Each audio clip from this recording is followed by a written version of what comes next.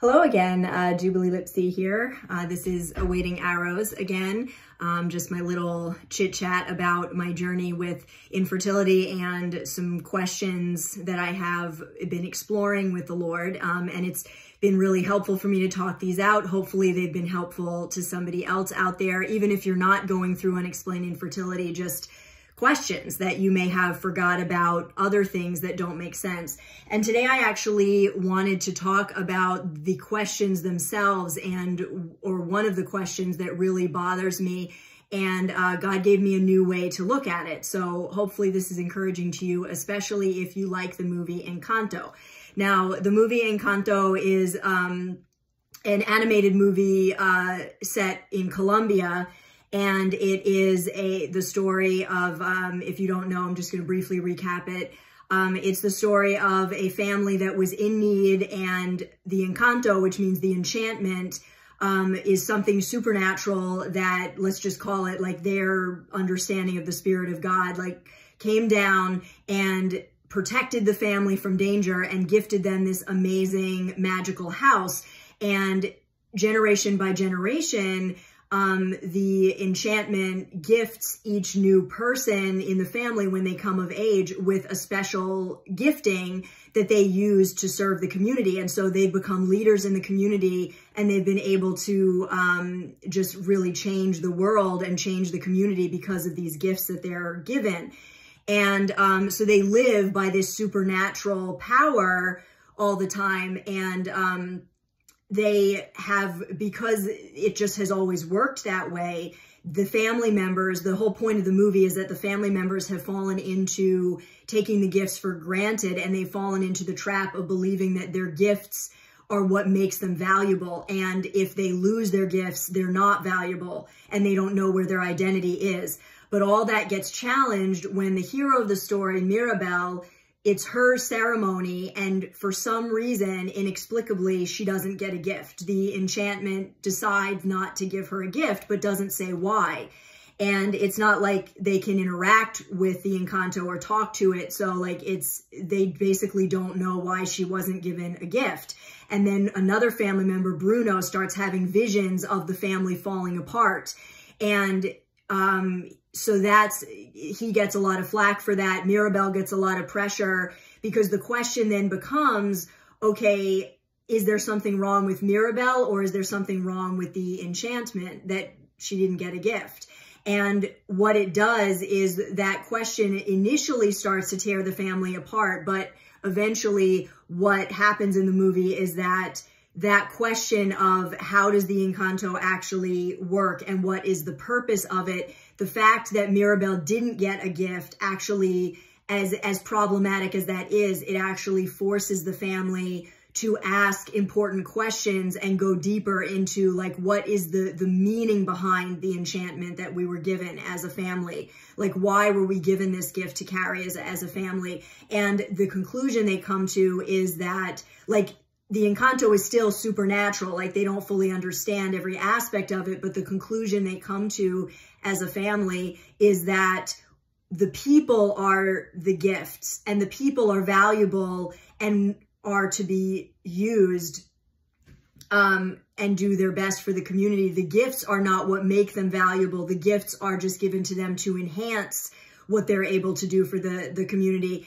And it goes a little bit deeper than that, but the reality that God revealed to me, thinking about the parallel with that story and myself and all of, Christians really, is that my question is, of course, with fertility, you are, when you grow up believing and just taking for granted that God created men and women to get married and have children, and you don't really consider what it means, you just believe all those scriptures that say, God creates life, and, the gift of the womb is a reward. You just absorb all that as a Christian, and you don't stop to think, okay, well, what happens if you don't get pregnant? Like, what happens if you don't have children? Does that mean there's something wrong with God and his promises, or something wrong with you? And neither of those is the truth. But when you don't have a satisfying answer, just like Mirabel, it can be very tempting to be like, okay, I know the truth and I'm strong in my identity, but at the same time, I'm a strong believer. And I want to give back. Like, why was I not gifted in this way when so many other people are? And no one seems to know why. You know, I just have to carry this question, this mystery, and it's very heavy to carry that question when you don't have a satisfying answer. And part of what I want to share with you is that I'm realizing that if you truly feel driven, yes, there's a place for just surrender and just saying, God, I want you more than I want the answers. But if you feel truly driven to find a specific answer to a question, that's okay. I mean, Jacob wrestled with God. There are some people that are just driven to find certain answers. And sometimes, to a degree, I feel like just like Jacob, some of us are, and just like Mirabel in Encanto, some of us are just destined to embody the quest for answers, for specific answers. And so there's nothing wrong with wanting answers from God. The only thing you have to be careful of is that you are pursuing him for the answers. You understand that he is the ultimate answer and that he's going to unfold and reveal the answer in his timing, in his way. So we're not demanding that he just give us the answer in like an essay form, just out of nowhere. But it's okay to want answers from God and to pursue him for them. I truly believe that he has, like, rather than feeling like I was cursed with this mystery, I really believe that whether or not I have children in the natural, I believe that to some degree I was chosen to go after this answer with God and to go after him as the answer to this question. And that brings me to, and that means that I have to live my life pursuing him and not just waiting, tapping my foot, going, when are you going to answer me? When are you going to answer me? But my life is like to be lived pursuing him and continually looking for how he's going to unfold the answer. And this is one of those times. These are glimpses that I get. The revelation he gave me about that movie, Encanto, is a glimpse of part of the answer. It's not the whole answer, but it's a sign that he's speaking to me about this stuff. And he wants to do the same with you, with your questions as well. There's lots of overflowing and unfolding of answers as we do life with him. So the other part of this that I want to share is that, so number one, it's okay to pursue answers with God. You don't have to be upset with yourself that you need answers. Just leave it up to him how he's going to give you the answers. The other part of it is that